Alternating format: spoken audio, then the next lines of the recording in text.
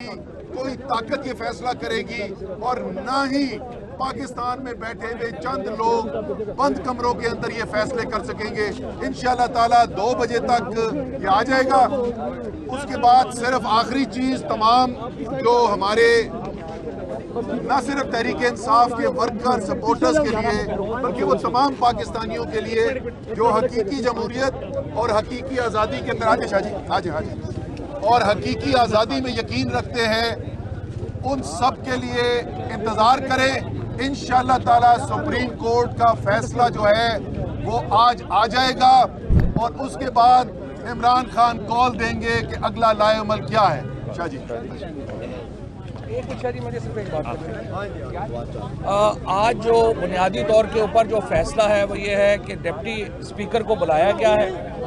Supreme court ने ये कहा है कि सिर्फ एक नुक्ता इन्वॉल्व है, फैक्ट्स तो एडमिटेड है, हर एक को पता है, एक को 176 वोट मिले हैं, दूसरों को 179 मिले हैं, एक को 186 मिले हैं। नुक्ता सिर्फ यह है कि सुप्रीम कोर्ट ने कहा है जो सफ़ा 33 के ऊपर उनकी ऑब्जर्वेशन है उसकी इंटरप्रिटेशन तशरीह डिप्टी स्पीकर ने कैसे की है। उन्होंने कहा है कि वो सिर्फ इस नुक्ते तक खुद को महदूद रखेंगे। 2 बजे उन्होंने जो है वो डिप्टी स्पीकर को तलब किया। उन्होंने कहा है कि रेफ़र करें कि आपने हमारी जजमेंट का कौन सा लाइन, कौन सी हिस्सा जो है उसके ऊपर रिलाई किया है अपने इस ऑर्डर के लिए। नंबर 1। नंबर 2 ये है कि जो हमारा मुद्दा है इसके नतीजे में पाकिस्तान की जो असल एम्पावरमेंट है वो है जो सियासी जमातों के अंदर जमहूरियत है।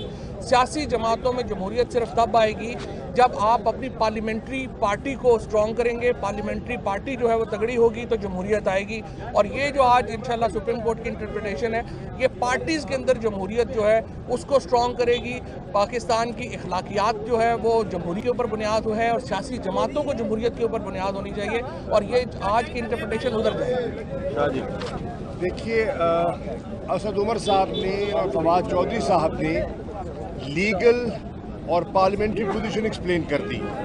मैं इतना अर्ज करना चाहूँगा कि आसिफ अली जरदारी ने जो कल खेल खेला है उसने पाकिस्तान के आइन के साथ, पाकिस्तान की जमहूरियत के साथ और जमहूरी कदरों के साथ खेल खेला है। डिप्टी स्पीकर की रूलिंग हमारी नज़र में आइन से मावरा है, कम्प्लीटली इलीगल है, उसका कोई सियासी इखलाकी जवाज़ नहीं है। मैं समझता हूँ जब आवाम के मैंडेट को तस्लीम नहीं किया जाएगा तो फिर उसके नताइज माजी में भी बुरे निकले थे और आइंदा भी बुरे निकल सकते हैं।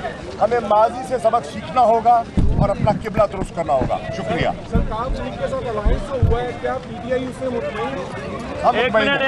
हम चौधरी परवेज इलाही साहब की, मोहन इलाही साहब की, हुसैन इलाही की कारकर्दगी से बिल्कुल मुतमईन है।